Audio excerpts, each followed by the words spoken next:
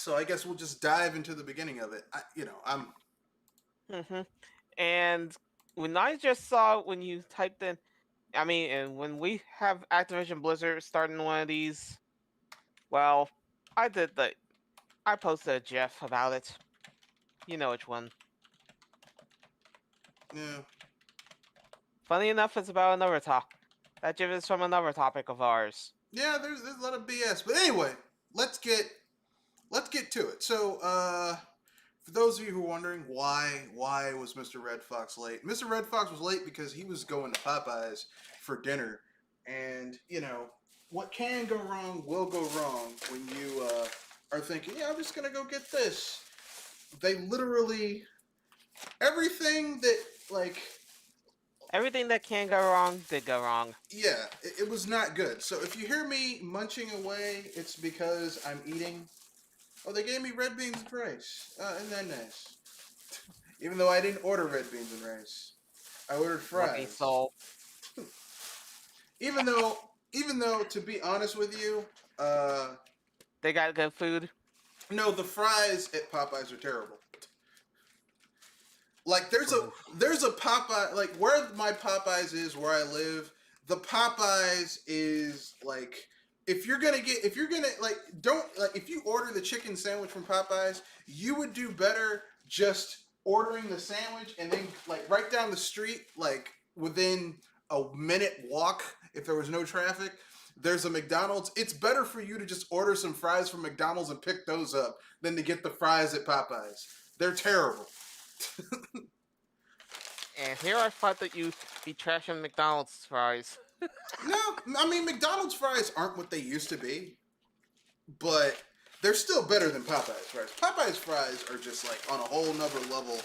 On a whole nother level. I don't know why I I was gonna left say the. that's probably because they spice their fries and to No, make their fries different flavors. their fries are spiced, but that does just because you add spice to fries doesn't make I the fry. didn't say I didn't say it was good spice, mind you.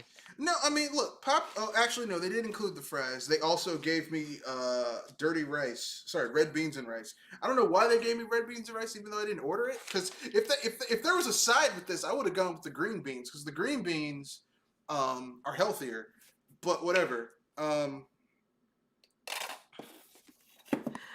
might as well Anyway, do my introduction here. yeah, we're live. Go ahead. Welcome, ladies and gentlemen, boys and girls of all ages to VS Busters Midweek Podcast. I'm Joe Riley Moonstar. My Fox is munching on some stuff, and beep, here we go again. Yeah, it's always some shit. Well, here's the thing. Actually, Activision Blizzard was quiet for a little bit. yeah, it's just that I was hoping that we wouldn't have to talk about it for a good while. But No, you keep on fucking up. I gotta talk about it. You can't just. I can't yeah, ignore someone fucking up. I know, but if anything, I was hoping they at least keep quiet. No. Apparently, the state of California has filed another lawsuit. They do. What did Activision Blizzard do this time? Try to hide something? They did. You're absolutely right. See, here's the thing. When there's workplace violations, in most states where there are worker laws, which there are certain federal worker laws, like there's certain shit you can't do against workers. Depending on the state, of course. No, period. The federal law Oh. supersedes state laws. Oh, that's gonna be ugly for sure. I can So hear at it. this point, it's only in state, but I think California has some relatively decent nowadays state laws, like for workers. So basically, Activision Blizzard, geniuses that they are, because they are uh, just triple A geniuses right there. Um, they have figured out,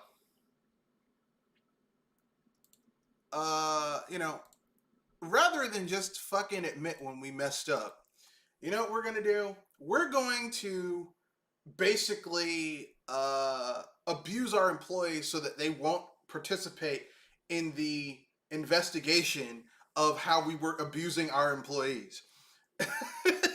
Uh, that is definitely gonna get somebody on. on their case for sure. Well, um,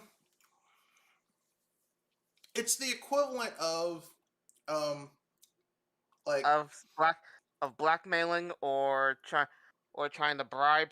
no, no, it's not the equivalent of blackmail and bribe. Basically, when you commit a crime, there's the crime, which is the criminal act, And but then there's trying to cover up also the crime. no, there's conspiracy to cover up the crime. They're doing a conspiracy to cover up the crime, which means it's making the overall crime worse because if you cover up, like, okay, it's like an accident, right? If you have a car accident, whether it's purposeful or drunk driving or whatever, that's bad enough. But if you cover up the crime, that's worse because um it's just worse. Legally it's worse. I was So going to say that's because you're messing with evidence. You're trying to remove yourself from the mishap that's happened yeah, they're and so essentially on. they're essentially doing witness tampering with the employees so that they won't talk about how they've been mistreated.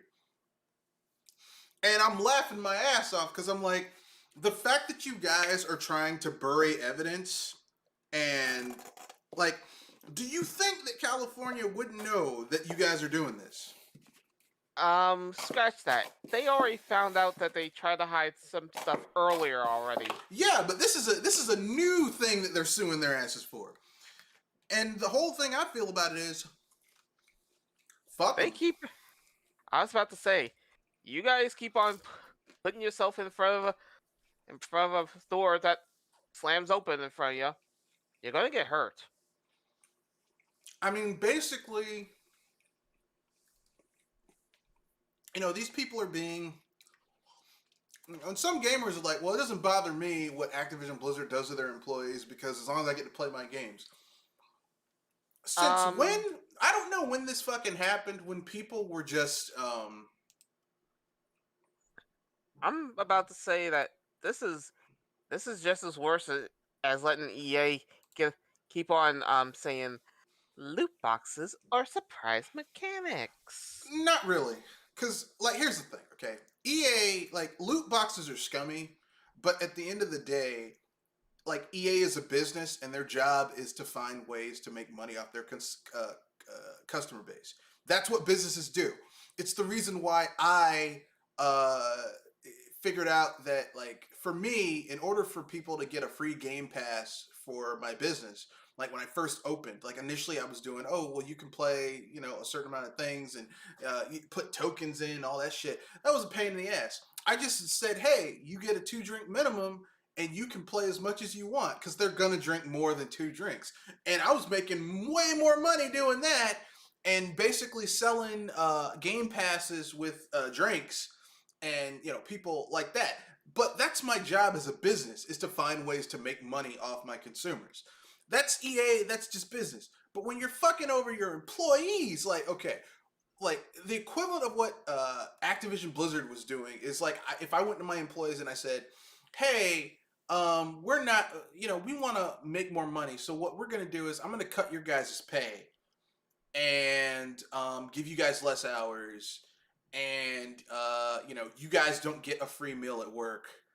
And like basically that's what they're doing. They're fucking over their employees and in illegal ways. This isn't like, those are legal ways. Like, you can actually legally fuck over your employees depending on the state, but they're doing illegal shit. Like discriminatory work practices where women of color and women and people of color were being basically having their promotions sidelined, being put into a corner, made to do other people's work. Like here's the thing: the more that comes out from this lawsuit, the more that I find that it's pretty obvious. This is why Activision Blizzard's games have been so bad lately. Because if you, like, literally, I mean, even if only let's look at it just from a number standpoint. Even if only 2 out of every 8 male employees were doing this, that still means that you had a good 15-20% of the workforce not doing their fair weight. And I don't care what business you have. If only like 80%, if 20% of the people working, like 1 out of every 5 aren't doing their job for certain important shit, that's gonna fuck everything up. I was about to say that that may be a small percentage, but that still is hard to miss. Mm-hmm.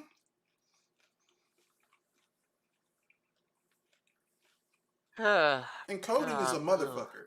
Okay, I'll tell you right now, coding is not Coding easy. is a mess. I could tell you that. Yeah, Like coding. trying to try, like trying to solve a puzzle in a pyramid is tough. Yeah, coding is not easy. And then it's tough enough just doing your own job. Then you got to do some other asshole's job because they won't do it. No wonder these games are so fucking lackluster. Okay. And keep in mind that some of these games have a have year have a year to lifespan, which Exactly. means that they get pumped out every year. Well, like Call of Duty has a year-to-year lifespan, but that isn't one team working on each game every year. It's like different teams working on different games. So they really have like a 2-year lifespan. Like the Call of Duty that's coming out this year has been in development for at least 2 years. And while that is a lot more time than what I see Well, with, no, sorry, 3 years. I was going to say that may be a good bit more time than some other games. You know which one? I consider that still like trying to squeeze a pasta noodle through a needle. I mean, look, listen. In terms of development time, that's better than what you normally get from a lot of these fucking companies. Like that's better. Like giving studios 3 years for a game for an annual game is better than what you get from EA, which is basically EA with their and 2K. 2K and EA have those yearly releases. Like how much shit can you optimize? Like how much can you innovate in a year? I was about to say you could basically only polish at best. You can't. They can't even polish. I Just was think hoping about it. that they could at least polish the look of it, but Well, they can't do that. they don't even do because think about it. Those games, aside from the next gen versions, those games are functionally the same every year graphically. There's not Yeah, like a massive like, oh man, this game is so much better. Not really. No. I know the games aren't much better since they pump out year to year. I just thought at least they polished something like the No. looks at least. No. The only thing you can do, just think about it. Like the developers are going to put out 2K22 this year. You got to think at least 3 or 4 months they'll spend, doing patches after the game comes out for balance and bugs and shit like that. Because there's no way they're getting all those bugs before it releases in a year. Okay, then the team is going to get split in half, where some people will continue to work on stability patches and shit like that, and the other half of the team will start working on 2K23 next year. And so, I mean, like, and as support for 2K22 winds down, and they're about to launch 2K23, the people who are working on The stability patches maintenance will move for over and join the Spanish. main team. And then, that's why people don't, that's why a lot of those games, like once you move your profile from 2K21 to 2K22, you can't go back and play that new one unless you start an entirely new game. That's what, look, they want you, they're going to nickel and dime the shit out of you. Yes, and I was about to say, and that also means that any of those collectibles that you obtained in the last version, they're stuck in the old version. Um, I'm not entirely sure about that. I don't want to say that without having evidence, because I think some shit does carry over, but don't I was hold me to thinking, that. I was thinking Ultimate Team don't. Yeah, but that's EA. EA is even worse than 2K, which is amazing. But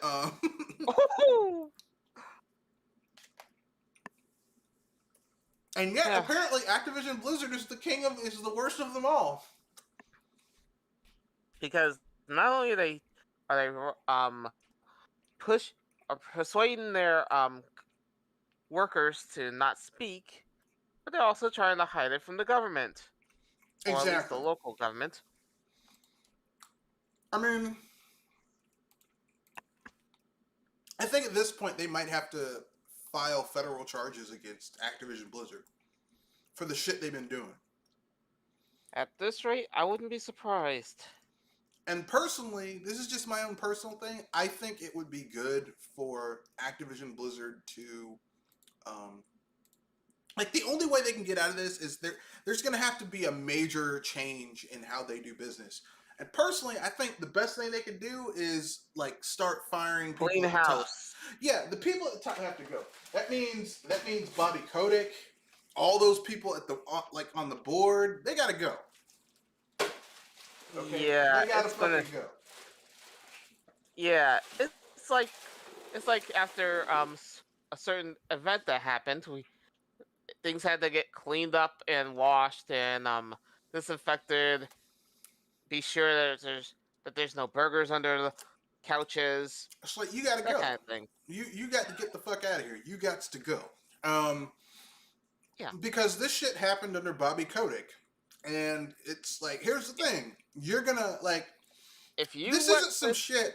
This isn't some yeah, shit where it's like okay, the past CEO like Bobby Kotick just walked in like 2 or 3 years ago, and a lot of this happened under someone else. Bobby Kotick's been CEO of Activision a long fucking time. Okay, this shit happened under his watch. It's his baby. All right. So yeah, and if he and the people that he allowed to let this happen stay in, things are not gonna change. So yeah, and a get few rid of token firings of some underlings because that's basically what's been going on. It's like okay, we can and cut this Blizzard person off. underlings, no less. I can bet you that. Yeah, they're like, well, we can fire this person, we can fire this person, we can fire this person, and that's about it. It's like that's not really. Yeah, they're thinking that it's on the Blizzard side. Some people are thinking it's on the Blizzard side. It's on the Activision. I think it's on both. I think both are guilty of this. Because remember a few years ago when all those old people from Activision Blizzard left the company? When it was fully officially absorbed into Activision Blizzard, they were like, fuck this. I'm thinking that this is a company culture that's been there since they fused with Interesting. Activision. And I think Yeah, it's just gotten worse as more and more of the old people left and more of these new people came in.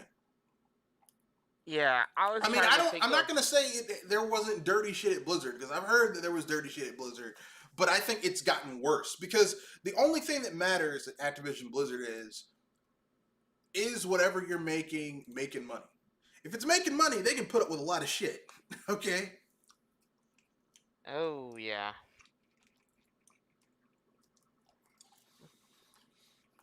Yeah.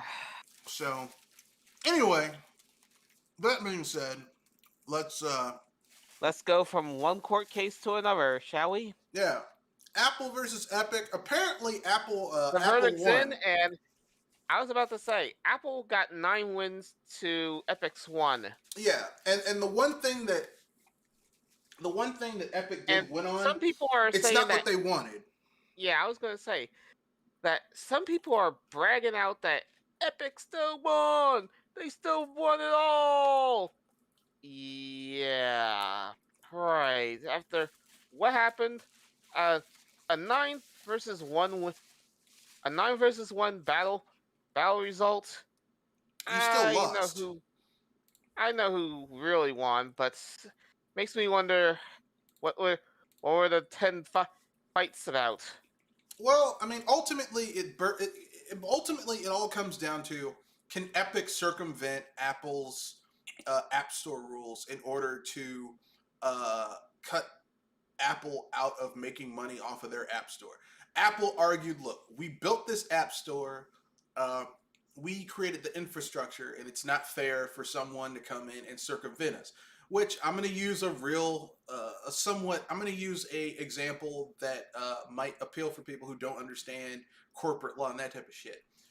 I own 3 locations of barcades. Okay, own and operate. Okay, not physical operation, but like I have people under me to do that, but I own them. Okay, hmm A third party vendor can't come into my place and try to and start selling go around. shit without giving me a cut. Actually, they can't even start selling shit without my permission.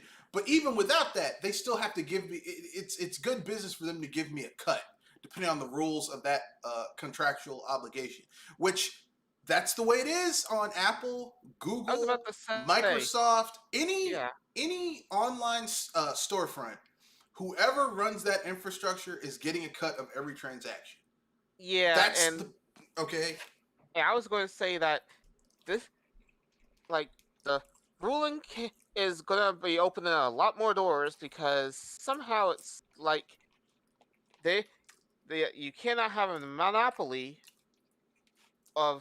of your shop being the only way they transact, and No, that makes me wonder: Are you Apple got really? Apple got an okay on that because here's the thing: the shit that's on Apple's store, by and large, you can play on other platforms. You don't have to play it on Apple. No one's Yeah, forcing you to play Fortnite on Apple. yeah, but I was remembering the court case that Epic won, which is making me wonder how that's going to affect other businesses. Basically, the court ruled that Apple's App Store has to loosen some of their restrictions on, um, like, Shop alternatives. no, they have to loosen some of their restrictions on people using their store, like vendors. But the Oh, fact of the matter is that okay. I was it a was little the confused. equivalent of a slap on the wrist and saying, "Hey, don't do that again. Okay, Loosen up a little bit." That's it. okay. I was a little worried that they allowed the party shops in order to trying to No, find a way in. that's illegal. That still is not okay. Okay, I was a little worried there. So That's thank you what see. for That's clearing what that. Epic wants to do. Epic wants to circumvent Apple and not pay them their cut. And the way I look at it is, like, you want access to the millions, hundreds of millions of people that have Apple devices and are part of the Apple ecosystem, but you don't want to give Apple their cut. Now, me personally, I fucking hate Apple as a company. I don't like their products. I don't like their ecosystem. I don't like their infrastructure.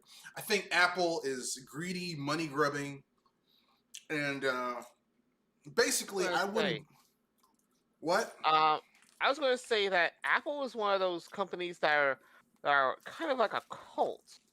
They are. It's a little I scary. mean, really, if you want to understand the closest equivalent to Apple to the Apple fandom, look at the most avid Nintendo fans. Very funny. The most avid, like gravid, like you can't complain about any issues with Nintendo, and they only buy Nintendo. And if you complain about something legitimate about Nintendo, they get pissed off at you. Those are Apple fanboys too. They're very close. The only difference is Apple has a lot more money than Nintendo. But aside from that, they're very similar in that type of fan base. I'm not one of those people. Like there's a ton of fucking issues with Apple. Like I'm not cool that the latest Apple model got rid of a dedicated headphone jack. So the only way you can use headphones with your Apple Is a is Bluetooth? is getting Bluetooth. But here's the thing: the best Bluetooth is their Bluetooth. Like if you use a third party Bluetooth, it'll be close, but it's not going to be the best.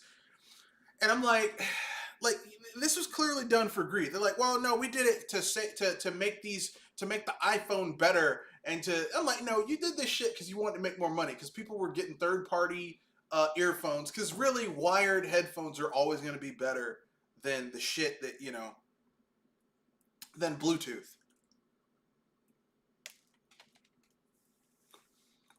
Always. Oh yeah. But that's what that shit's about. And as much as I am for wired and wireless to have a choice, knowing that you only got wireless and the quote unquote best option is their product, it's like trying to go it's trying to like go through proprietary functions in order to basic things. And I'm not into proprietary anything. Like I fucking hate proprietary. Even with Nintendo, I'm not a huge fan of proprietary technology with a lot of their shit. Um, Um, for me, I have to look at. I'm trying to look at what choices I got with proprietary versus the open options. and I'll keep it real. I like Nintendo. I fucking hate Apple. So that should tell you how I feel about Apple's proprietary bullshit. Um, but yeah. So basically, um, there were basically 8 rulings. I thought Seven it was of them 10. went in Apple's favor. One went in Epic's favor. But the one that went in Epic's favor, they're still like, we want more. Personally, I think this is going to go up to the next highest level of the I was Supreme gonna Court. say, Epic's still fighting for more. Yeah, because they're greedy. Oh Like, here's the God! thing: the people who are like, we won, we won. Look, no one won. Two greedy ass multi-billion-dollar corporations fighting to fuck you over more as a consumer is not a win. Okay? And I would make the comment that it's like watching two titans trying to fight over a city. It's like Godzilla vs. King Kong. Look, it don't matter who wins the fight between those two. Humans are gonna lose. Okay? Like, it doesn't fucking matter. Okay? The only time corporations fighting against each other mattered was during the console wars of the third, fourth, and fifth gen. After AKA that, it Sonic versus hasn't fucking mattered. Mario. What? AKA Sonic versus Mario. No, I said third, fourth, and fifth.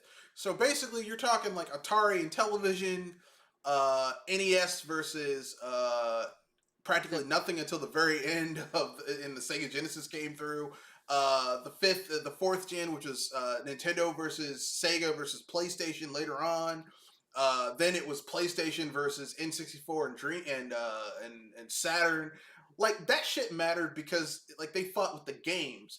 Um, but over time, it's just become exclusives and buying people out. That's what we're getting these days. But anyway, um, I mean, I don't. I mean, Yeah, I was gonna anything else you say. want to add before we move on to the Huh, next topic? makes me wish that we had a meteor to hit these two behemoths and tell them to stop. Nah, Hmm. people will buy it because here's the thing: people are invested in the Apple ecosystem. And companies don't want to talk shit about Epic because Epic has the Unreal Engine, which has a lot of fucking money. So, like, a lot of games are made with the Unreal Engine. So, you know, like a lot of companies' livelihood depends on both of these companies,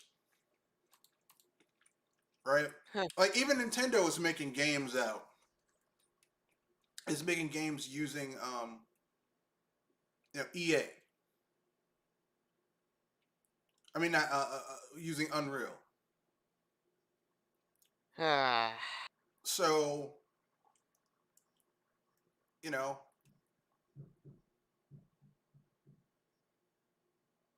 whether people want to admit it or not, that's just the way it is.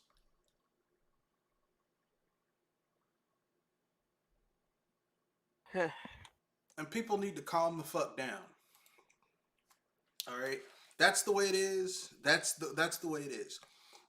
Both of these companies, like people are like, well, the Epic Store. Let me explain something about Epic Store. Okay, Epic is taking a money hit, like a massive amount of cash they're losing with all these exclusives and special sweetheart deals. I was gonna say Okay, that Epic's been burning a lot of green lately. the reason They, they're no, go ahead. I was gonna say, they've been in the black only because of certain games. I think. No, they make a lot of money off of Unreal with Unreal licensing, and they make a lot of money with Fortnite. They're also getting a lot of Okay, outside money with investors and shit like that. Epic, okay. I was at least thinking that at least was one game that was helping them at least on their own. Epic, look, Epic. is generating a lot of revenue, but a lot of that's going out with these sweetheart deals. But here's the thing, it's part of their business plan. Okay, they want to build up the Epic Store to the point where it becomes, if not a one-for-one competitor with Steam, but big enough that it generates revenue within and of itself, like enough that it's in the black. And they want to basically get it to the point where they can start being like Steam on a smaller scale, where they can dictate prices. Okay, they're going to do all the same shit that Steam does and other online storefronts do in order to make money. Okay, because here's the thing, Epic is a for-profit business. A for-profit And we business all know. exists to make money. I was about to say, and we all know, for-profit means they need green. Well, that's the whole point. I mean, why the fuck would you open a business and not want to make money? No, I opened up this business because I like, losing money. Whoever says that kind of line makes me wonder if they escaped the psycho ward. So, that's Or what if we Epic need to is call doing. the psychonauts to find the brain. Yeah, that's what Epic is doing. Epic wants to make money. And that's what they want to do.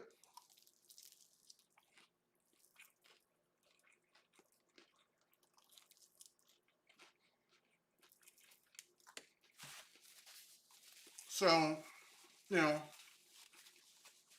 everything Epic has done, them suing Steam, them suing Google, everything has been about them basically trying to build an environment where they can make more money. Because they are a for-profit business and they want to make money. Tim Sweeney is not your friend. How's it going, Kenoshi? What are you guys talking about? It's EA Epic versus Epic. Apple. Yeah. Look. Yeah. Epic is not your friend. Tim Sweeney doesn't give a fuck about you. Tim Sweeney wants your money. None of these companies give a fuck about you. Nintendo don't give a fuck about you. Sony don't give a fuck about you. Microsoft don't give a fuck about you. None of them care about you. They want your fucking money. Okay? Okay, if they know that they can release a product that will get them your money, then they'll do it. If they know that they don't have to put a lot of effort into that product and it can be mediocre bullshit and you'll still give them your money, they'll do that. I mean, case in point, look at Disney Star Wars.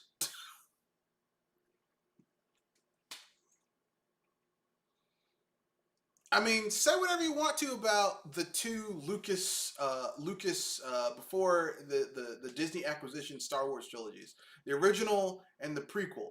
But like the prequel, listen, the prequel is not perfect. It's far from it. But you could still tell there was a lot of heart and planning that went into that shit. Okay? And yes, it was also, they also, look, George Lucas also wanted to make money, but there was still a lot of passion that went into it. You look at this new Star Wars shit, everything about it is a cynical cash grab. Yeah. Everything. Every goddamn thing. Making Ray Palpatine, Finn, Poe Dameron, everything about it, Chewbacca, R2, BB-8, everything about it was, we want to sell toys. Yeah, it was designed to sell toys.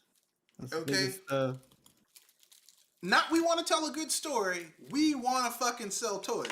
Now say whatever you want to about the original trilogy. Yes, George Lucas made a lot of money off of those toys. But initially, he wanted to tell a story. I was surprised that you didn't say what you want about the prequel trilogy. Yeah, the same thing with the prequel trilogy.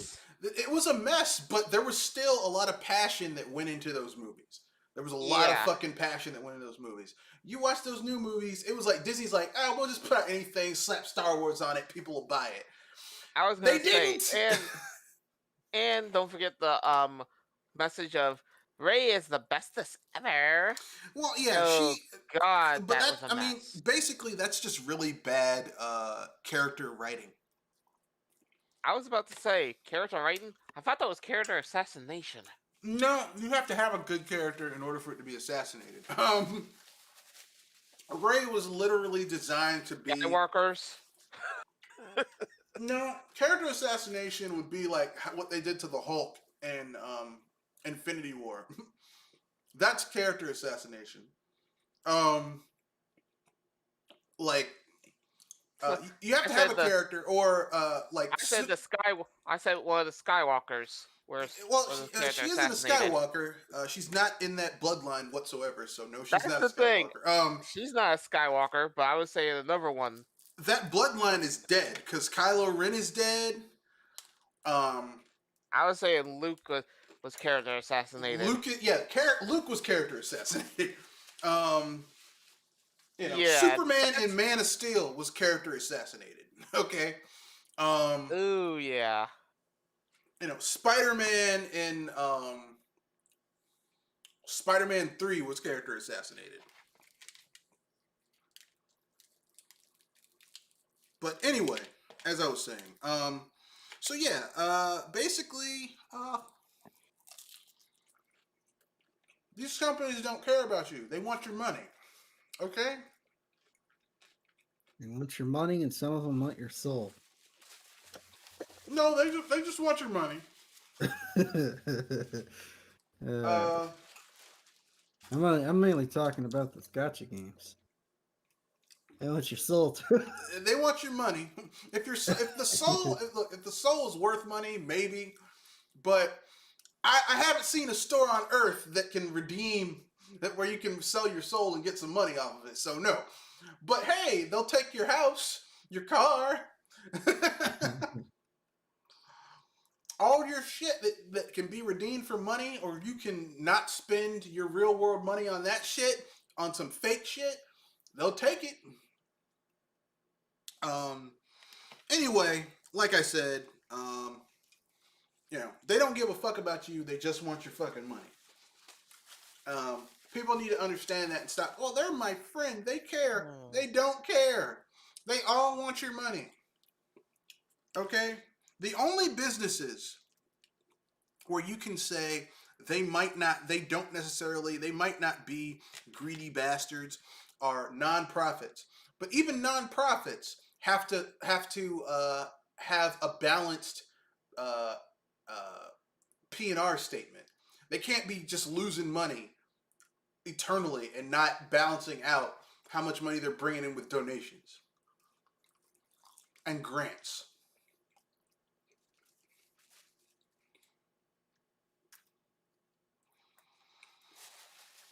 So it all basically boils down to we've got to have the money. Of course. It's and not all the bison's the money. and not the bison's bucks, the real sheep. Yeah, the green, the Skrilla, the cabbage, the cheddar, greenbacks,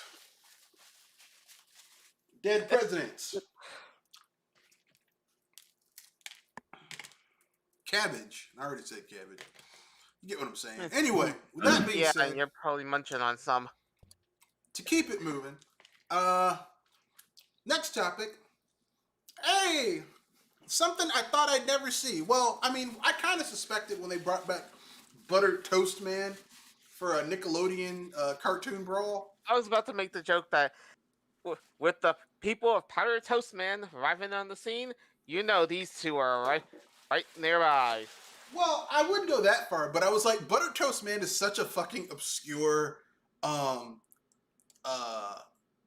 such a fucking obscure Ren and Stimpy character. Like if they had gotten the Yaksmith's yak who like shaves his face and then like puts the remains in the sink, like okay, that would have that would have been. I was like, okay, all right, I see what you're going. Or the guy who was just relentlessly kind of weird.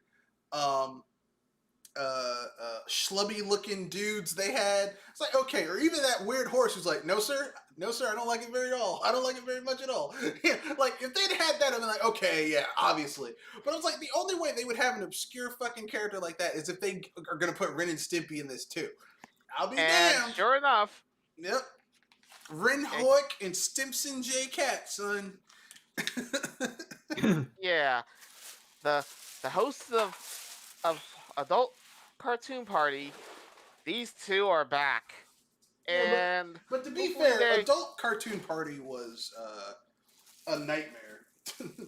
I mean, I watched it. And I was like, "This is fucking terrible." I mean, I was about to basically, say, I hope that they kept their weirder stuff in the backyard. well, clearly, this is for kids. So, like, here's what we learned after John Kay was fired off of Nickelodeon. The best part about Ren and Stimpy was the fact that there were execs there holding him back, and him forcing him to be creative to get his message across got you better cartoons than when he just had free reign to do whatever the fuck he wanted in Adult Cartoon Party. Because, like, here's the thing: I'm a Ren and Stimpy fan, okay? And even if people are like, I don't like Ren and Stimpy, I guarantee you like something that was influenced by Ren and Stimpy. Okay, you like Adventure Time, you like SpongeBob, you like Chowder, you like Foster's Home for Imaginary Kids, you like Kids Next Door, Dexter's Laboratory, Powerpuff Girls, any cartoon that was huge after 1993. Any cartoon that was huge after 1993, 94. They probably had Ren and Stimpy to look at. They ripped off Ren and Stimpy, like, because literally I didn't think no, it wasn't, they didn't rip off Ren and Stimpy, but then I saw a documentary about Ren and Stimpy. I saw two documentaries. I saw one about John Kay and how much of a piece of shit he is, but then I saw one just about the cartoon, and I'm like, wow, yeah, so many animations, American animators just straight up ripped off Ren and Stimpy. Just ripped it off. Yeah. Like the whole idea of these cartoon characters, and then they do a close-up and you see how horrific they look. That shit, so many cartoons did they do that. Stolen from Ren and Stimpy. Exaggerated features, surreal-ass art style, Ren and Stimpy. Yeah, and while some of those cartoons that you mentioned I kind of really loathe, SpongeBob SquarePants, I could see where you're going at. Were all right. I would say the first 5 seasons were really good. Basically, I think it was like after the movie. Yeah, when Nickelodeon found out that it was a cash cow, and they started putting the shit everywhere, it got to be too much. Like, basically, when SpongeBob SquarePants was just a kind of like, SpongeBob SquarePants was very much like Ren and Stimpy in the beginning, where it was like, okay, as a kid, I can watch this. As an adult, I can watch this. As a college kid, I can watch this and get the adult humor. Yeah. Like, we're going on a panty raid. It's like, really? You put that in? I ripped my pants. Sandy cheeks. Oh. There are a few adults I knew that liked SpongeBob. Yeah. Surprisingly enough. I mean, you've got, just like SpongeBob SquarePants at the beginning was hilarious, or like SpongeBob watching porn, but being caught by Gary watching porn, but it's like undersea sea creature porn, so it's just like an anemone twitching. It's like, oh, I'm just watching football. It's like, no, you motherfucker, you're watching porn.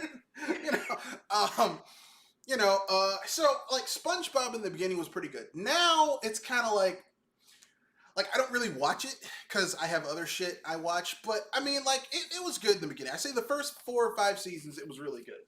And then it kind of went to shit when, like, Nickelodeon's like, we can commercialize the shit out of this and make a lot of money. That's when it kind of fell apart. But that's everything. Like, yeah, that's just naturally what happens to everything. When shit gets ultra commercialized, it just goes down. Yeah. What did you say, Kanoshi? Yeah, that's why I hope Berserk never gets too popular.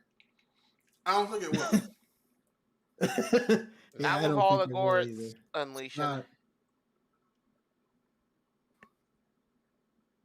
I think for most people, Berserk would just be too far out there. It's Janine not even that it's McClain ultra says she- violent Janine McClain.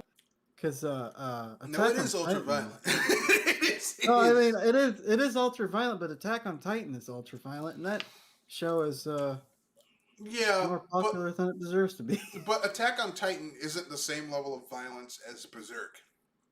Yeah. Like the ultra super violent animes have never been ultra popular in America because they aren't mass marketable. Like you can't mass market Berserk or the Guyver. Like the really ultra violent animes don't really like they get underground. They get like a certain percentage, like a dedicated following, but they aren't like the really popular animes are the ones that can be mass marketed, like DBZ. Dragon Ball is mass marketable because it never gets too violent. Yeah. Same thing with One Piece. One Piece has some really awesome shit in it. Never gets too violent. Yeah. Like, you know, but I mean, could you I was about to imagine say, if they tried to mainstream Berserk for real, like really mainstream? I was about to say, have you seen 4Kids editions of some of those animations? Never. I've never seen a 4Kids version of the Guyver. If they tried to 4Kids the Guyver or Berserk, you'd maybe get 5 minutes of showable episode, and no one would want to watch it because all it would be is just people talking. And if you tried to do a 4Kids version of the Guyver, all you'd have is when the dude transforms and when he takes off the armor. And maybe when he does a G-Crusher blast, chest blast, and that's it. Like, the Guyver is, like, if you like Power Rangers and Sentai, but you always thought it was stupid that it wasn't more violent, like, these people have superhuman strength and they punch somebody. They should explode in a rain of blood and guts and gore. Then the Guyver said, you know what? That makes sense. Guyver! Because that's what the Guyver is. It's Super Sentai for adults and realistic physics. Because the whole point of Super Sentai is that these people have superhuman strength, and yet when they punch an underpowered person, they aren't just smushed into it. It's like when the Hulk punches a normal person in video games and in the TV shows and shit. It's like this person should be eviscerated. They should be turned into confetti. Yeah, blood body confetti. It's like, oh, it's a person pinata. That's basically what would happen. Okay, with Spider-Man, it makes sense because like Marvel's like, well, you know, Spider-Man inherently controls his power. No, Spider-Man has superhuman strength, and because he's lifted buses, he's bench pressed buses. Like he has superhuman strength. And when he punches someone, he should basically his arm should go into their body.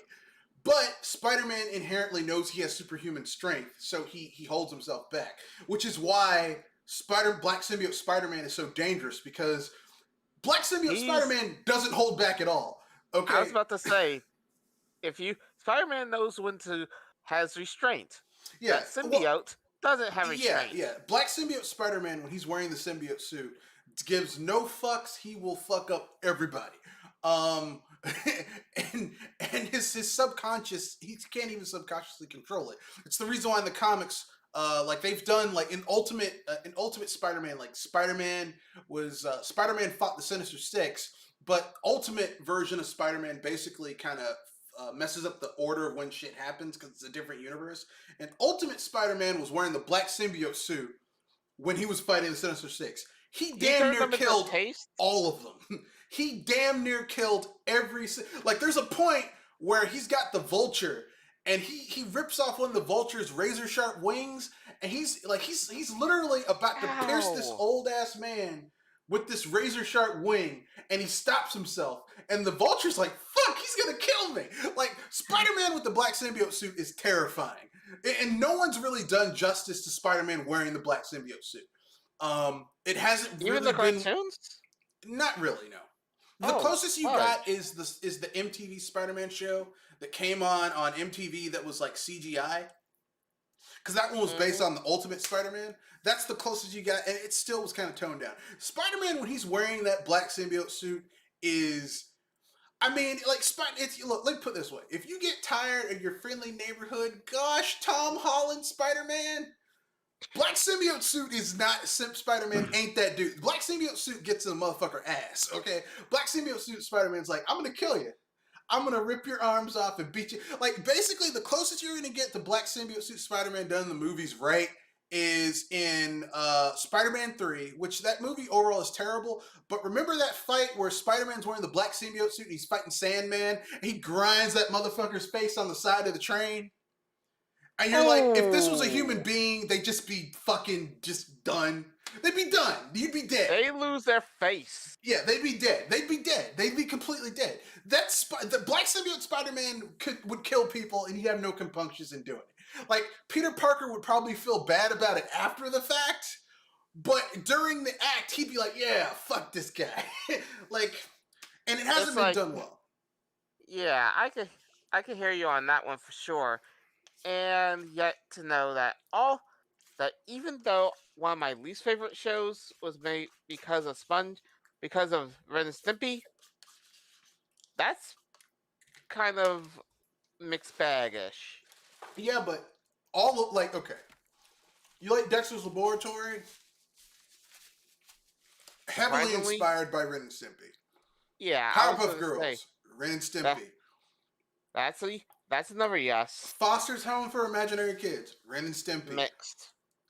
Chowder, Ren and Stimpy. Not a fan. Like every majorly important cartoon that people are like, yeah, this brought back cartoons or this was popular. All of it just wholesale ripped off shit from Ren and Stimpy. So the fact that they're bringing back Ren and Stimpy, the Nickelodeon Smash Brothers, because that's basically what it is, I'm okay with it. But then again, I like Ren and Stimpy. Those are like my favorite. Ren and Stimpy are like my favorite. One of my favorite cartoons from when I was a kid, because I used to watch it when I was a little kid, late at night. And I remember all the good shit, like happy, like the one where where Stimpy puts a happy hat on Ren and forces him to dance to his record from Stinky Whistleteats. Happy, happy, joy, joy. Oh, yeah, I remember that moment. And like as a kid, Ren was gonna beat his rear out for putting that helmet on him and making him do that dance so much. Well, when you watch it, you're like, okay, yeah, this is just him annoying Ren. But then you listen to the song, you realize Stinky Whistleteats' Happy, Happy, Joy, Joy, despite its title, is a song about a guy talking about committing suicide. Yes. Like, it's like, fuck.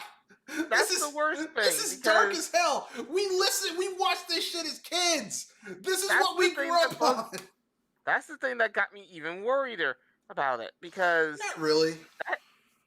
I mean, if anything, it was kind of like, here, when you realize what's going on in the words, and then you see him go with the hammer, going that to the thing on his head. No, it worked. It worked perfectly, because the whole point was that Ren was always angry, and Stimpy's like, I want him to be happy. But the thing that Stimpy doesn't understand is that being angry makes Ren happy, because he's a Chihuahua, and like anyone knows, if you ever have a not properly socialized Chihuahua, they are some of the meanest little sons of bitches on earth. And so I was about to say, I consider them one of the most dangerous little social monsters in the world. They're just very mean. They're very mean, very territorial. And, like a Chihuahua, like, okay, some little dogs know they're little dogs. They don't fuck around. Chihuahua is a little dog that thinks he's the size of a fucking Great Dane. Does not care. Chihuahua's like, yeah, fuck you. I'm a Chihuahua, bitch. If it's not a properly socialized Chihuahua. Now, if it's a properly socialized dog that's used to being around people, then they're some of the sweetest dogs ever. But that's any dog. Any dog that's properly socialized can be some of the best pets ever, just like any animal. But anyway, yeah, so there you go. That's what we grew up on. But I mean, like, here's the thing, like, people are like clutching their pearls. Have people forgotten that back in the 1930s and 40s and 50s with Looney Tunes, we had animated things where characters were like the one where Bugs Bunny was getting chased by this dog, and Bugs Bunny fakes his death so the dog feels bad about it and says, "I think I should die," and tries to kill himself. We've had cartoons deal with really dark concepts before. This isn't anything new. Like Ren and Stimpy is a throwback to shit that people had before we were born. Like cartoons weren't always, we have to be friendly to the children and not talk about deep concepts or anything like that. It just has to be make people feel good. No. No, just because something's animated doesn't mean it has to be fucking brain dead.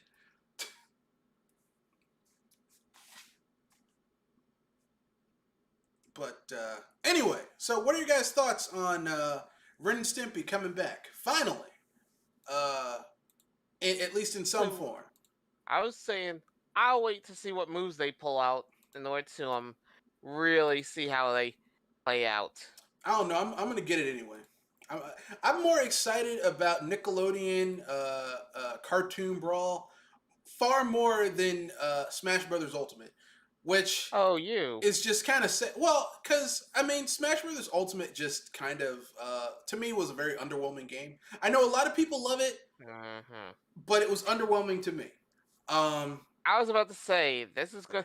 If it ends up being as flat noted as All Stars for PlayStation, that's good. Yeah, that's gonna be a hard bar to go below, to equal or go below, because like PlayStation All Stars was bad because they went out of their way to not make it a Smash Brothers clone, and it probably would have been better if they had just made it a Smash Brothers clone. You know what I mean? Like sometimes ripping someone off is the best thing you can do, because it's like Street Fighter 2's control inputs for fighting games. Remember when Street Fighter 2 made it big in the late 80s, and then it was ported to home consoles, and then all these other companies wanted to make their own 2D fighter to compete with it, and they were like, we're going to have a different control concept. And it wound up being shit because Street Fighter 2 had basically perfected it. I was going to say, there's paying homage, and then there's copying the work. I mean, trying to mimic the work in your own flavor. No, I understand that, but at a certain point, once you've perfected something, like you really can't move it. You can't take it any further. You can either refine what's already there, but you can't reinvent the wheel.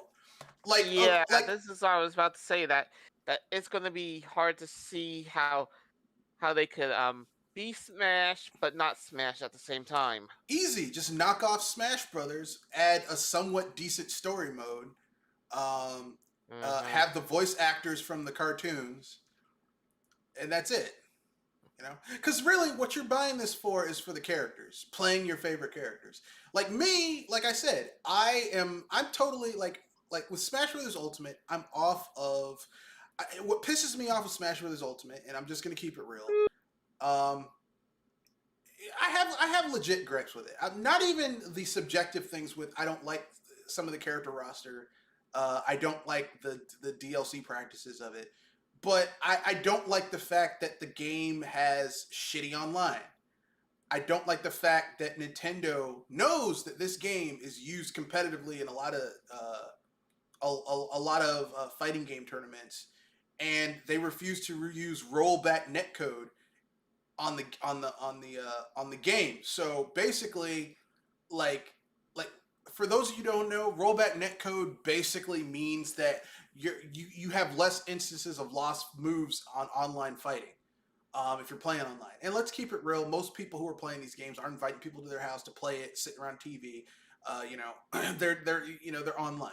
So like in Smash Brothers, that's okay if you're playing with a group of friends. But as COVID-19 showed us, you don't always want people just fucking coming in your house, you know?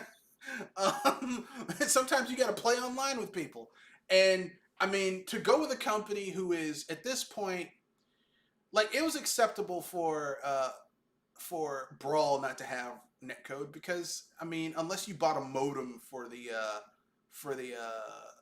not Brawl, for a modem for the GameCube for Melee, and you hacked a server and hacked Melee, you weren't going to be able to play that online. Brawl, it made sense because the Wii just was more geared towards a more casual experience. But once you get to the Wii U, the Switch, there's no excuse for there not to be better optimization for the online component. Because, like I said, most people are playing this online. They are not playing it with a group of people, one console or whatever, controllers and shit. They're playing it with a group online. And for you to have such piss poor online gameplay, online code, like back end, that's just, and you can't say, oh, we didn't have the money to do it. Come on, man. But Smash, Nickelodeon's cartoon Brawl, they do have rollback netcode. They want people to play it online with people, and being able to beat someone's ass with sandy cheeks, and Ren and Stimpy, Nigel Thornberry, Leonardo, Donatello, Raphael, Michelangelo. That's cool. These here's the thing, okay? I like the Nintendo characters. They're great. But, seeing some of my favorite childhood characters beating the shit out of each other, the only thing that would be better is if they put Angelica in there so you can beat her bitch ass. The ass whooping her parents should have given her for being a little bitch. You'd so will want that. Yeah, I mean, everyone's like, yeah, Angelica, she's terrible. If her mother would just whoop her ass every once in a while, she'd stop doing that shit. Always fucking with her baby cousins and busting up shit and then blaming the babies. I'm like, this bitch, she needs an ass whooping. I remember one episode where she got caught in a lie by her mom and her dad. Caught in a lie. And somehow she got away with it. No, she didn't get away with it, but her parents didn't whoop her ass. They basically just put her in timeout and took away her toy. I'm like, she needs an ass whooping. That girl needs an ass whooping. Look, Angelica was a Karen before Karens were a thing. Except it wasn't against black people. It was against babies. Who broke this? It was the babies. What? Even the black Angelica, Cindy, was like, what the fuck is this shit? This bitch is crazy. Don't believe her. She's lying. But anyway, that's all I'm saying. That's all I'm fucking saying. That's my only downside is that you don't get to beat the shit out of Angelica. Because she needs an ass whooping. And I'm normally not the person, we need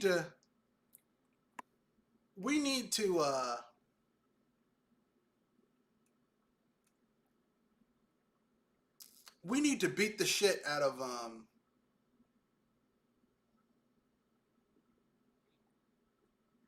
I'm not the person who believes that people need to beat children, but help me make sure I stay on the right. No, I mean, here's the thing. Here's what I think. We shouldn't overdo it. I'll definitely do it. But, you shouldn't just, whoop up. Here's what I'm going to say. And give your kids the boot. Some children, it's different. But I think by and large, most children, you don't need to give them a whooping. A beating or a whooping. Because you can take away other things. Like, hey, you thought you were going to go to the movies. Nope. Got bad grades. Can't go to the movies. You thought you were going to do this. That to me, that is more that's more sensational than beating a child, because you'll forget beatings, because over time you just get desensitized to it. But you take away things that they like or restrict access to things that they like, they'll get the message a lot easier than beatings. But some kids, you can't take away shit they don't like, because they're not wired like that. It's different for each child. But back to the cartoon, I do think Angelica needed an ass whooping, because she was just bad. That girl was bad. She was bad as hell. She needed an ass whooping or a severe punishment. Okay, so you keep on breaking shit and blaming these babies. You like this Barbie doll? They basically called her something, Angelica, Frangelica, whatever. You like this doll? You don't get it. You like Cynthia? You're not having her back until you get your it together. Cynthia's done. You don't get Cynthia. Oh, you like the Malibu Cynthia Beach House? Oh, we're giving that to we're donating that to charity. Since you like busting shit and blaming other people, we're giving it to charity. You do that, they'll. But I mean, like, here's the thing: you do shit like that to kids, they remember it, but it becomes cruel. Like this guy whose kid was like 7 or 8 years old, or like 9 and 11. It was 9 or 10, and it was during the pandemic, and no one was going to school, and the kid was sleeping late, and so his dad went and erased his Minecraft world that the kid spent hundreds of hours working on. And I'm like, that's just a dick move. That's not even punishment because the kid doesn't have school. I mean, what the fuck are you supposed to do? You know, nah, man, fuck you. I'm like, I was damn, about you're to a terrible say, parent. if you You're not there's a funny. difference between punishment and being a total beep. Yeah, that was someone just being an asshole.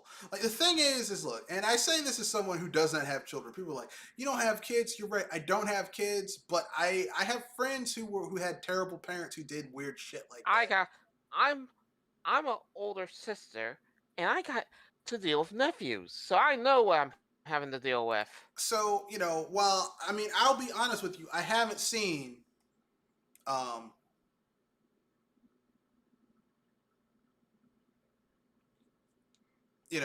I haven't seen everything, but I mean, like I've seen kids whose parents were overindulgent and everything they wanted, their parents got them. And some of those kids grew up to be fucked up. I've seen kids like I told my mother this. She was like, I should have homeschooled you. I'm like, every kid that I've known who was strictly homeschooled, they are fucked up. I have never seen someone, and like there was a lot of kids. I went to private school. There was a lot of kids who would who would come into my private school from being homeschooled, and very few of them made it to the end to senior year because there's something about lacking that social experience that you have from a conventional school environment that homeschool kids don't get. They can't handle it. Yeah. Okay, I don't know why they couldn't make it. Now, I'm not saying that that's all of them. Some homeschool kids do well, but by and large, like just from what I've observed, like some of them don't make it. I don't know why it is. I haven't done a social survey on it because you can't, because it's like you'd have to go and get data from a lot of homeschool people, and homeschool people is a very small minority of the people who are like doing school type shit. So, I can't be like, well, whatever. But just from my, like I went to a private school where a lot of the kids who would come in 7th, 8th, 9th grade were homeschooled. And those were some very fucked up, awkward kids, socially awkward, um, schoolwork awkward. Like they had troubles keeping up with the class schedule and shit. And I'm like, whatever. I'm like, maybe don't have mom grade your papers. Maybe have someone who isn't partially biased against your learning experience, and be a better student. Here's the thing: in the real world, sometimes the person who's going to be judging you is going to hate your fucking guts, and it's going to be unfair. But that's the real world. Life is not fair. It does not cater to you. It doesn't give a fuck about you. You have to mold to it. It doesn't mold itself to you. Anyway, we're on to our final two topics. Or at least the final topic, which would be, if I got it right, beep, here we go again. Beep, here we go again. No, we have two final GTA topics: GTA Fatigue GTA and Fatigue. the final topic is an old game that needs rebooting or a remaster or re-release. But let's get to GTA Fatigue. Who wants to dive in first with GTA Fatigue? I'm gonna say this. I feel that GTA Fatigue didn't happen until number 5 came around, and I think there's been enough of 5 to last us a while. No, I get it. Because think about it. 5 was released on, like every other console gen, we've had 2 or more GTA games. Like the PS2 generation, we had 5. We had GTA Vice City, GTA San Andreas, GTA 3, GTA Liberty City, and Vice City Stories. So those are 2 games. So that's 5 GTA games. The PS3, we had the HD re-remasters of Vice City, San Andreas, and GTA 3. We also had, which were piss poor HD remasters, by the way. They were terrible. But that's neither here nor there. Then they did, what was the other one? Then they did GTA 4, which I'll be honest with you, I didn't think was very good. I didn't think GTA 4 was very good. I think it was kind of boring, actually. But the two expansions for it were really good. So six on one hand, half a dozen on the other. But then they did GTA 5 in the seventh gen. That game came out on the 360 and the PS3 towards the end of those consoles' life cycles. Then it was released again on the PS4 and the Xbox One and PC. Okay, so GTA 5 has been released at this point 3 times over 8 years, and they're about to release it again next year for a 4th time. People are burned out on GTA. Or at least one version of GTA. Okay, GTA 5. They're burnt out on GTA 5. Because, like, here's the thing. The extra content, like, okay, you could say with GTA 4, okay, I don't like the base game, but there's the 2 expansions, which, anyone who's played GTA 4, even people who really like GTA 4 will tell you the expansions are great for that game. They change up the gameplay, add new weapons, have different protagonists, tell different stories. That's great. GTA 5 has none of that unless you're playing online, and the audience for online is completely different from the audience on the people who just want to play GTA 5. And I think that the sample size of people who want both GTA 5 and online is even smaller than that. And I think the people who play GTA Online, they're happy with what they have. I don't think the sales of GTA 5 on next gen hardware, unless they add a great amount of new content to the single player, is really gonna get a lot of people on board. I don't think it's gonna work out the way Rockstar thinks it is. But what are your guys' thoughts on that? Yeah, I think people are really upset now, and I think you're gonna see quite a dramatic dip in sales as it pertains to GTA 5 on PS5 and Xbox Series. Yeah, I don't think it's going to sell gangbusters. I don't think they're going to make a lot. I don't think they're going to make nearly as much money as they thought they were going to make. Because I think Rockstar is thinking that they're going to get a lot of new GTA Online players. I don't think that's going to work out. Because I think the people who like GTA Online, like they already have a version of the game they like. You know what I mean? They're not going to buy it again so that they can play GTA Online, on next gen hardware.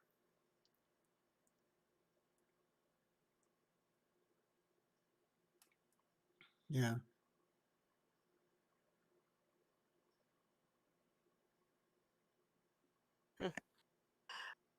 I'm actually wondering when they're going to announce GTA 6, because if they don't, this irateness of GTA 5 is going to burn bridges. Just saying. But that's my own. That's my own personal opinion. So anything else you guys want to say about GTA 5 fatigue? Do you think if this gambit doesn't pay off well for Rockstar, that they'll finally just start hyping up GTA 6? If GTA 5 kills the momentum for GTA, then GTA 6 is going to have to do a lot of work to recover. I mean, I don't think it's going to kill momentum. Like I said, I think the people who like playing GTA Online, which is the only reason Rockstar has not really put any time or energy into GTA 6, the next GTA installment, is because they have GTA Online, and that's making a lot of fucking money because they're maybe 10, 15, 20% of the install base of that game are okay spending lots of money, on shark cards, getting content like that instead of grinding through the game. I mean, because ultimately, all these companies are about recurring transactions. They want, like, a company wants to have something that they spend a certain amount of money on, and then they're going to get a huge amount of return back for very little effort. And GTA Online, aside from once in a while putting out content that should have been in the base game, like casinos, new locations, new real estate to buy, and shit like that, like they have no incentive to bring that content to the online because then they ain't getting money for it. Whereas on online, because of the inflated online Marketplace. marketplace and how money works in that game, like you want a shitty little apartment, oh, that's gonna be like 30,000 a month in game. I was gonna say, if I remember right, that place had. Not addressed how bad the inflation is in that game. And they won't because they make their money by basically making it really fucking hard to advance unless you're willing to spend a lot of time grinding, which, you know, if you have a lot of free time, it's not that big a deal. But if you don't have the tens of hours to grind and do heists and shit like that to make money, then you're stuck. Then you're stuck spending real world money for fake money so that you can buy whatever the fuck you want for your character. It sucks, but that's gaming for you. But anyway, yeah. So I guess we can move on to our final topic, which is unless you guys have anything to add about the GTA 5 fatigue. Just show a teaser trailer for GTA 6 already. I mean, Let like, here's people the to thing. care again. I'm gonna keep it real, okay? GTA 4 was a low point for the franchise for me because I didn't like how that game played. I didn't like the characters. But GTA 5 is better than 4. Not by a large margin, but enough that there is an improvement. I hope that the next GTA is better than 5, because 5 was kind of underwhelming, in my opinion. I mean, personally, well, I think we'll save this for Saturday, the Dream GTA, because, I mean, personally, like, the rumor is they're going back to Vice City, to the area where Vice City took place. But I'm like, if you guys go back to Vice City, like, it's gonna have to be bigger than Vice City was. Vice City was big for the sixth gen. Vice City now, that is a very small game. But with that being said, let's get to our final topic: old games that need a reboot, a remaster, or a re-release. Who wants to go first? I'm saying it will be either Breath of Fire or I'm, I'm trying to figure this one real carefully. Or Mischief Makers.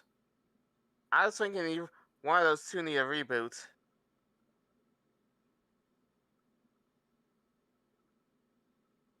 A reboot of what? As in, they need to restart their franchise Well, or which franchise? That's the thing. Like, you have to pick a Oh, but game that you want to I reboot, said two. remaster. I said two of them, and that was Breath of Fire and Mischief Makers. I'd be down with that. A reboot of a reboot of Breath of Fire. I'd be okay with that. Yeah, Really, I'd rather just have a remaster of Breath of Fire, like Breath of Fire 1, 2, 3, and 4. They can take 5 and shove it up their ass. I hate that game. that's the reason why I said that could be that the series might need a reboot to try to get the taste of 5 out of the mouth. 5 was so bad it killed the franchise. Kenoshi?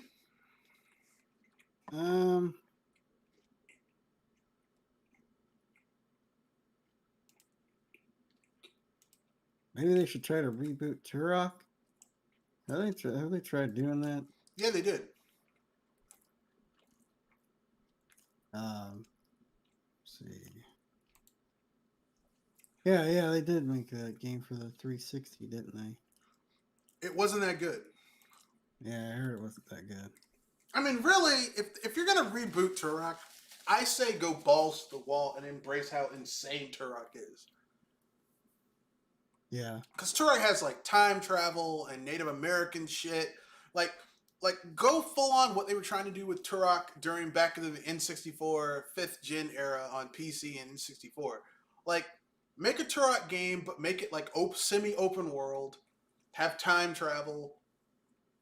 Have you play as like a John Turok, Native American, going back in time, fighting against racist ass Confederates, arming dinosaurs. Like, just go balls to the wall insane with it. Just, fuck it. I mean, look, some of the later games, you can ride a fucking Triceratops, an armored Triceratops. Okay? If you can do that shit in the game, why? Just embrace it. Just embrace it. Exploding arrowheads. Come on, man. Imagine if you took Ubisoft, right? Ubisoft's Far Cry type engine, but it was a Turok game. Like dinosaurs and shit and hunting, missions and shit. That'd be awesome. Oh, actually. Yeah. Like you can tame a dinosaur and ride it. It's like, man, it's like Jurassic Park, but good. Hey, I tamed this raptor. I can ride it now. How you like dumb apples, bitch? You're fighting evil Confederate soldiers, even Confederate and Union soldiers. Fucking sick dinosaurs on motherfuckers. We're gonna massacre the Masakaka tribe. The Masako tribe. Oh, that's cool. What's that behind you? It's a raptor. Ah! Yeah, it's eating that guy.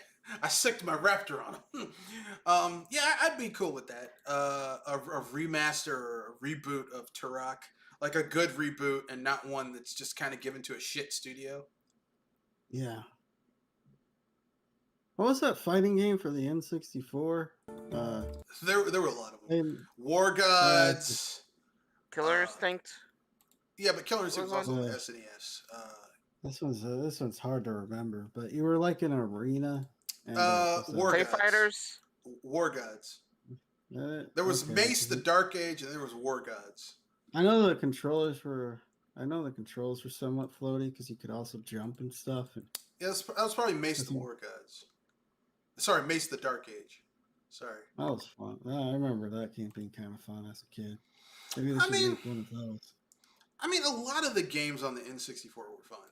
It's just the N64 didn't get a lot of the third-party support that Sony got because Sony paid for it. Did a lot of backroom deals, but a lot of the games that were on the N64 were good. Like, because that library is only like under 300 games, like you get far less shovelware. Like the PlayStation 1 has a lot of good games, but also has a lot of shit. Like a lot of shit. Because it's just such a huge library. It's kind of like it's kind of like the difference between you having your own curated library of physical media on your shelf versus you going to they don't have these anymore because they no longer have them, but you go to a Sam Goody or FYE and you look in there and you like see like, yeah, there's some of it's good, but a lot of it is just trash. They brought back FYE, by the way, but it's not what it used to be. FYE stinks. Yeah, well, FYE... All the anime selection was so much more expensive than you could get off of Amazon. Yeah, but that's because Amazon subsidized Amazon subsidizes their shit. Plus, Amazon doesn't have to pay for a space in a mall. FYE does. That is true. Mall space, I'm sure, is pretty expensive. Yeah, so like FYE, FYE back in the day, FYE now is kind of like a step above a 5 and under where I live. Like they have some anime shit, but back in the day, FYE was like a nice alternative Sam Goodies. It's like you could go in there and you could get rare anime that you wouldn't find at other places. I'll tell you what I liked about FYE. If you wanted to buy damn near anime, FYE didn't judge you about it. Like, you just buy the shit and show your ID and you were cool with it. But if you went to Sam Goody, it was a big fucking production, and they also got your like Sam Goody was always trying to get your personal information. Like, hey, we need all your personal information for you to get our Sam Goody rewards card. I'm like, fuck you. I just want to buy my fucking anime, bro. See, people forget how hard it was to buy anime back in the day. It was hard. I was about to say, don't remind me, because I remember the Dragon Ball collections. Oh no, before Dragon Ball. Here's how hard it was to buy anime back in the day. If you went to a store that sold videos and CDs and DVDs and shit like that, if you were lucky, they would have a small anime section. And half of those animes would not be in English. No English. They'd be in Japanese. You'd basically have to watch it and kind of infer what was going on by the action on the screen. You didn't know what the fuck they were saying. Yeah, that's the thing. That's the reason why I said that trying to find something like Dragon Ball in English is like, back then was like trying to find a rare card in a card shop that is cheap. Animated Dragon Ball. Now, after a while, you start seeing a few small collections of some of these animated series being subbed in English, but they were shit subs. Or you'd have to go to a con and hope that you could get some bootleg DVDs or VHSs where fans were fan subbed. If you were lucky. Keyword, if you were lucky. Okay? Like, you anime people today, you don't know how good you got it. Oh yeah. Free illegal streaming sites where you can watch all the anime you want. Yep. Oh. And subbed and dubbed. Subbed and dubbed. Reasonably well subbed, reasonably well dubbed. Because personally, I'm a sub fan. I like hearing the Japanese and then seeing the translation, because you get a closer translation if you get a good sub.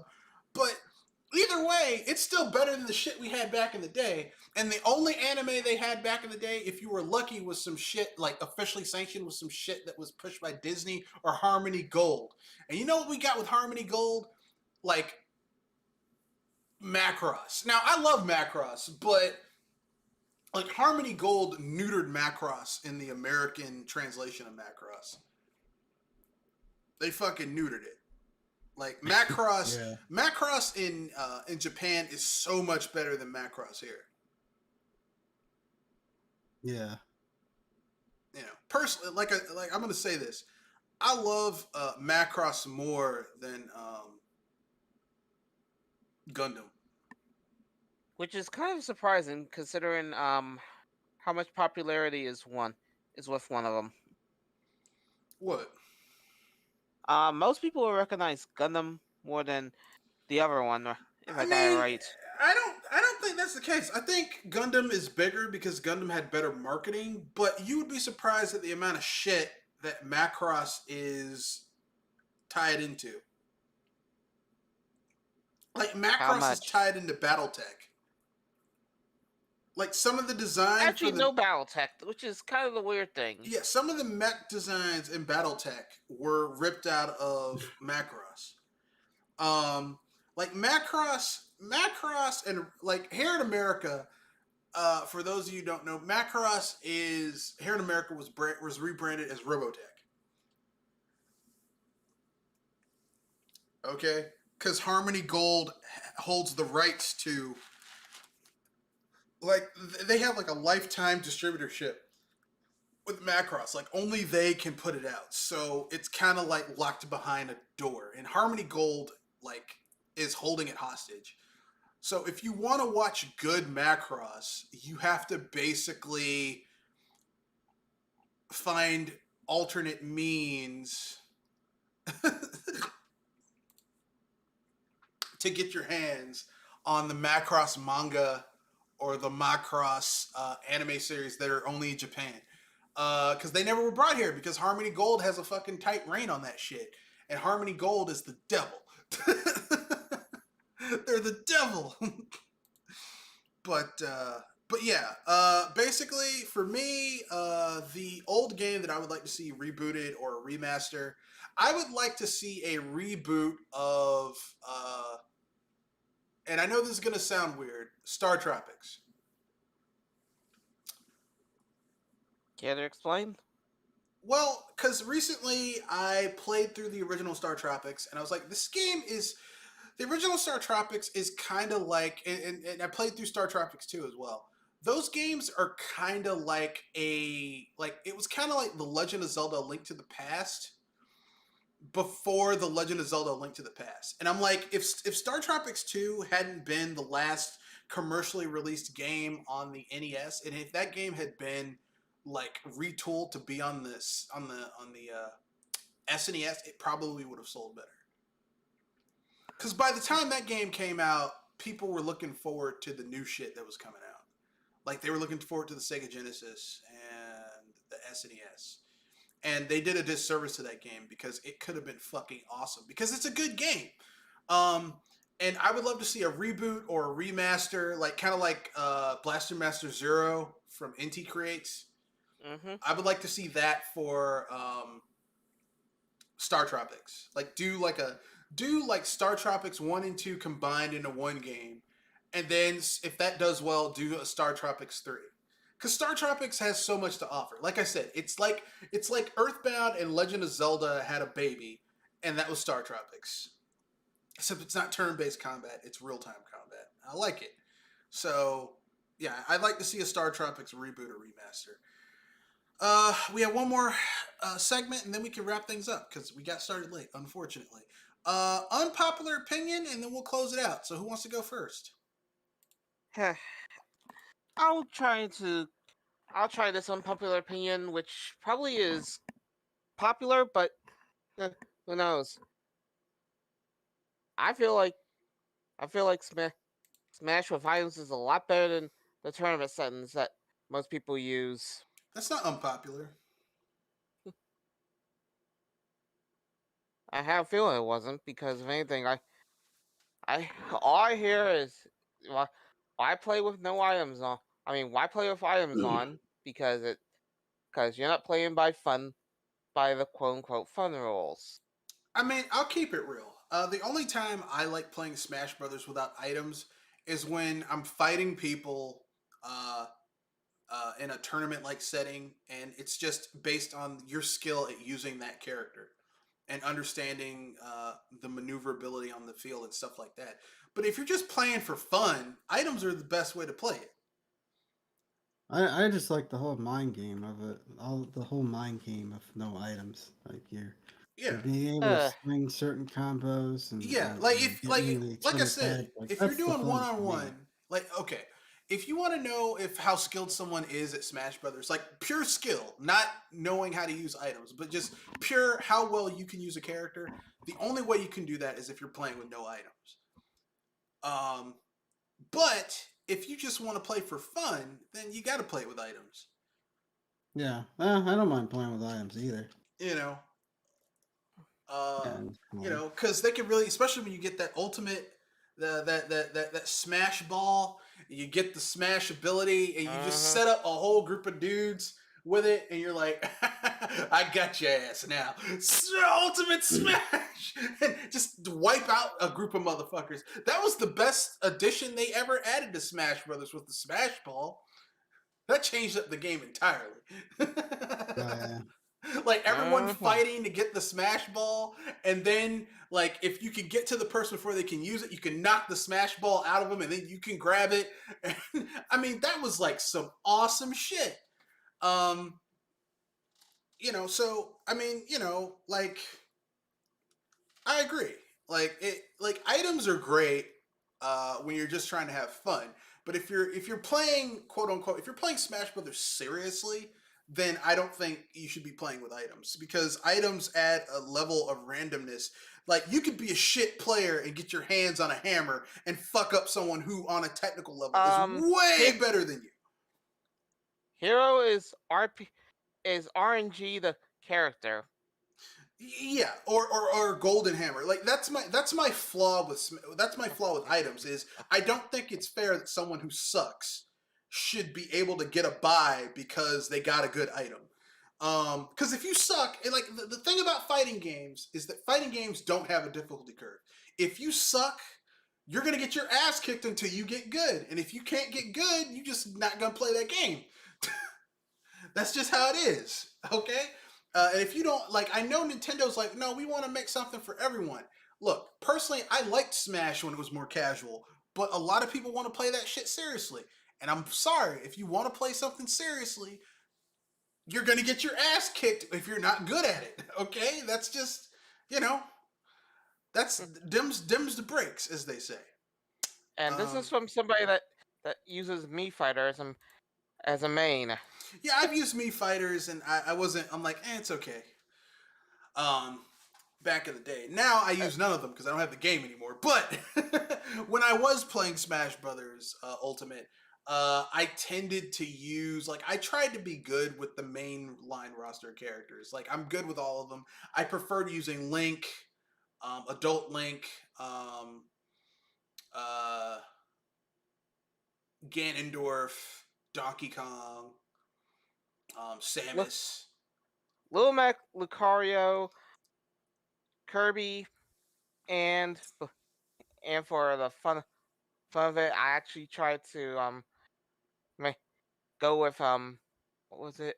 Oh yeah, Mario for variety. Yeah, ironically, Mario's not that good of a he's not really that good of a Smash character. I was gonna say I consider him the middle bar. He's not even. Yeah, He's not even really middle bad. bar. He's like Mario. Like Mario, ironically, for being ostensibly the face of the Smash Brothers franchise, actually kind of sucks as a Smash character. I was gonna say he's not a middle bar. No, he because there are other middle tier characters who hit harder than Mario. Like Luigi hits harder than Mario, and he's a mid tier character too. Whoa. So Mario kind of sucks in Smash Brothers, which is it's like basically having Mario be kind of suck is like playing Street Fighter and finding out that Ryu kind of is not that great of a character. They did that with Street Fighter V. No, Ryu's still pretty good. I mean, he's not great, but he's still pretty good. But I mean, it would be the equivalent of playing Guilty Gear and finding out the Soul Bad Guy is kind of like not the worst, but he's not that great. Soul Bad Guy is OP as fuck in Guilty Gear. Every Guilty Gear game, like Soul Bad Guy is easy to combo with. His combos do a lot of damage. They do a lot of hits. His screen filling combos are damn near undodgeable. Like he's insane, and he's the face of the franchise. It's ridiculous, and yet Mario doesn't have any of that. Mario's like, I'm Mario. Hey, it's like okay, you fat motherfucker. I was about to say the only thing that I really don't like about Mario in the newest game is that he has the Flood, which Flood sucks. I agree. Flood was a shit. They should have kept what they had before because Flood sucks. Anyway, yeah. But that's every Smash Brothers. They take out moves where it's like, where the fuck did you take that out?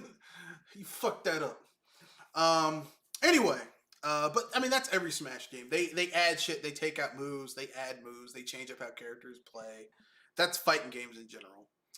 Anyway, our last. You too. Yeah, my last my unpopular opinion. My unpopular opinion is this. I feel that I am fucking tired. I'm tired of games coming out incomplete. But and incomplete and early access. I'm tired of early access. Look, if your game is not ready, then delay it. Don't put something out that's very bare bones and be like, we'll work on it as time goes by. I was going to make the comment that we've seen this a lot in Steam, but I know it's still in other places too. Well, Steam at least lets you know, yeah, this is early access. But there's developers who put out games that are unfinished. Know that that shit is not ready. Put it out there anyway. I mean, look at Fallout 76. Oh. That game was missing so much content in the beginning.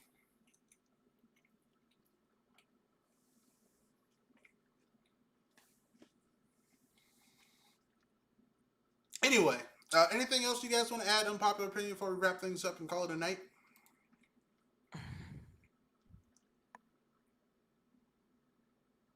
And I think we're set.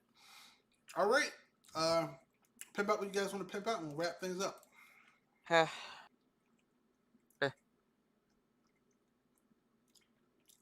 I've been trying to get stuff off the ground, though I don't think it's gonna get anywhere. All right, Kenoshi. I don't